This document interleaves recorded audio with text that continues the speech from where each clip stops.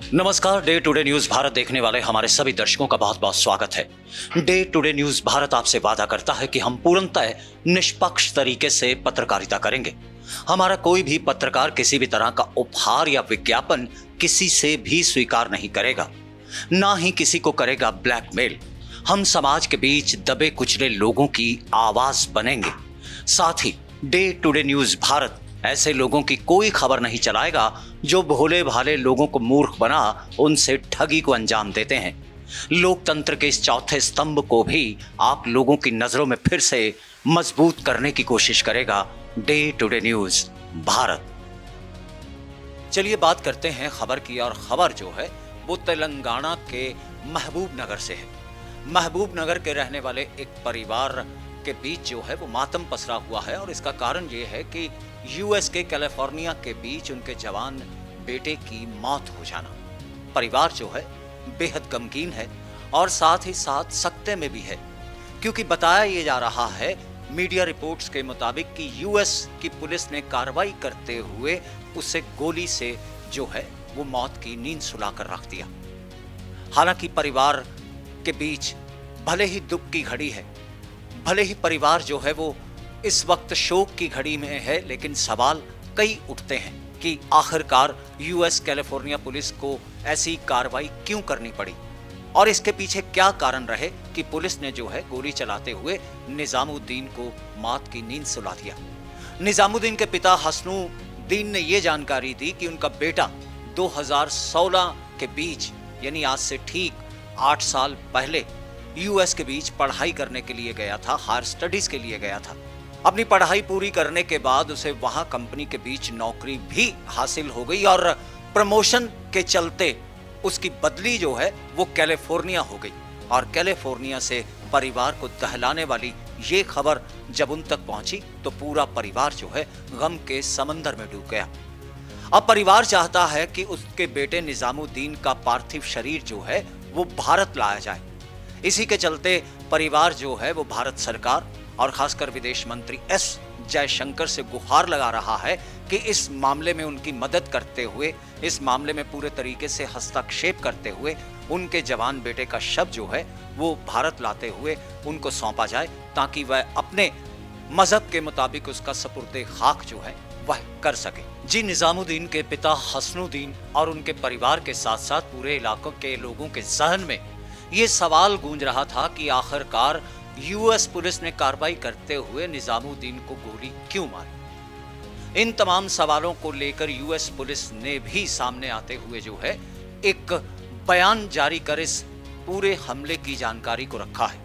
दरअसल US police के मुताबिक जो है एक इमरजेंसी कॉल प्राप्त होने पर उस इलाके में पुलिस पहुंची थी जहां पर निजामुद्दीन कैलिफोर्निया के बीच रहता था, और ये झगड़ा रूममेट्स के बीच चल रहा था। और महिला पुलिसकर्मी जिसके शरीर पर एक बॉडी कैमरा लगा हुआ था, उसी में तमाम चीजें जो हैं ये रिकॉर्ड हुई, और उसकी तस्वीर भी बकायदा जो है पुलिस अधिकारियों की ओर से जानकारी देते हुए दिखलाई गई। इसके अलावा अगर निजामुद्दीन की बात करें तो पुलिस के मुताबिक वह अपने रूममेट को जो है दबोचे हुए था और निचली तरफ उस पर चाकू से वार करने की कोशिश कर रहा था। हालांकि पहले पुलिस ने पहुंचते हुए जो है वो वार्न भी किया, 3 बार कमांड देते हुए पुलिस अधिकारी और पुलिस के जो तमाम ऑफिसर वहां मौजूद थे उसे चेतावनी दी, लेकिन इस पर भी वो रुका नहीं, बल्कि पुलिस विभाग के मुताबिक, यूएस पुलिस विभाग के मुताबिक ये बतलाया गया कि वार्निंग देने के बाद भी उसने चाकू उठाते हुए विक्टिम पर प्रहार करने की कोशिश की, उसे जान से मारने की कोशिश की। इसी के चलते जो है उन्हें गोली चलानी पड़ी, और इसमें उन्होंने कोई देरी नहीं की, क्योंकि सवाल एक जिंदगी को बचाने का था। क्या कहना था यूएस पुलिस अधिकारी का इस पूरी घटना को लेकर, ये भी आप सुनिए। The call resulted in one of our officers shooting an assailant who was actively attacking another person with a knife. Based on our preliminary investigation, we believe the officer's actions prevented further harm and clearly saved at least one life, and possibly others. While we are early in the ongoing investigation, I want to share with you the following facts as they are known at this time. On Wednesday morning at approximately 6:18 a.m., officers responded to a 911 call on the 1800 block of Eisenhower Drive involving a disturbance between two roommates. As officers were responding to the location, they received information that the situation had escalated, and the suspect was now stabbing the victim.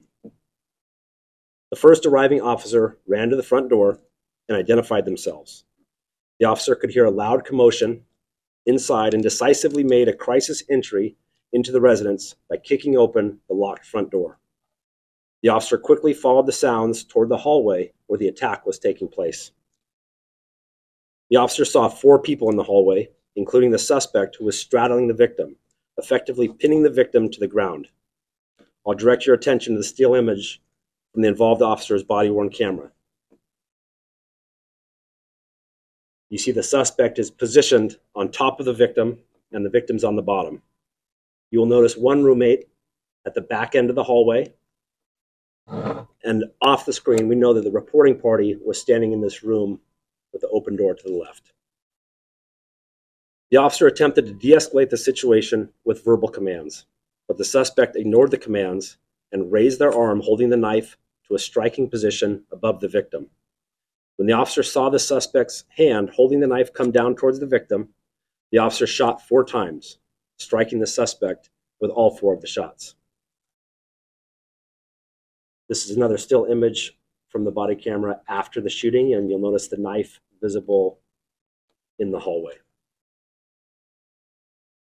The 2 other occupants were safe during the incident and were directed outside to safety with the victim, while the officer, who was still the only officer on scene, stayed with the suspect waiting for backup.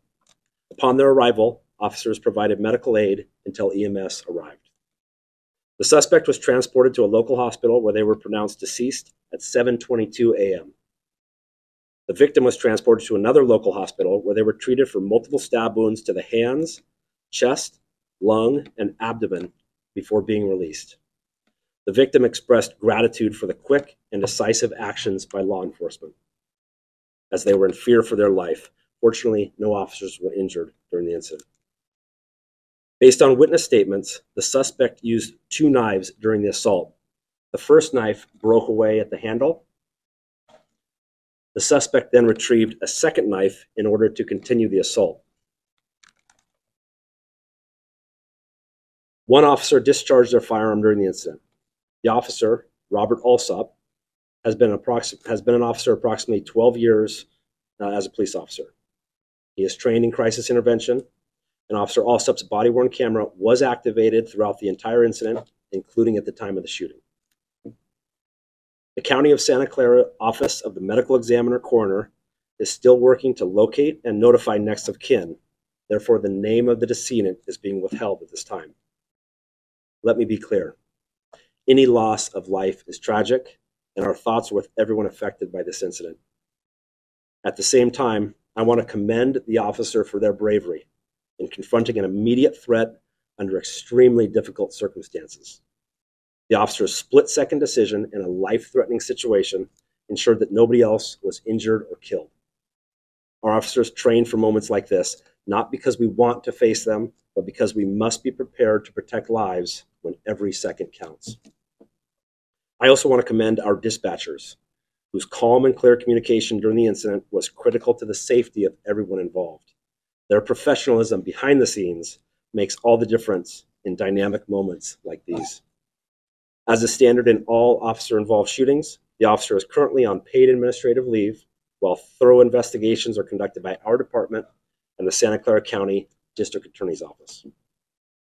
Because this matter is still being investigated, in order to protect the integrity of that investigation and the privacy interests of those involved, I'm limited in what more I can say. अब इस पूरे मामले के बीच भारत सरकार या फिर तेलंगाना का रहने वाला ये परिवार सरकार से गुहार लगाते हुए क्या आगे जांच की मांग करता है या यूएस पुलिस की कार्रवाई पर किसी तरह का सवाल उठाता है, ये तो जो है वह आने वाले वक्त में ही पता चलेगा। फिलहाल इस खबर में इतना ही, लेकिन हमारी खबरों को लेकर अगर आपकी कोई राय या सुझाव है तो वह आप हम तक पहुंचा सकते हैं। हाँ, हमारी खबरों को शेयर करना, लाइक करना और चैनल को सब्सक्राइब करना तो आप कतई ना भूलें।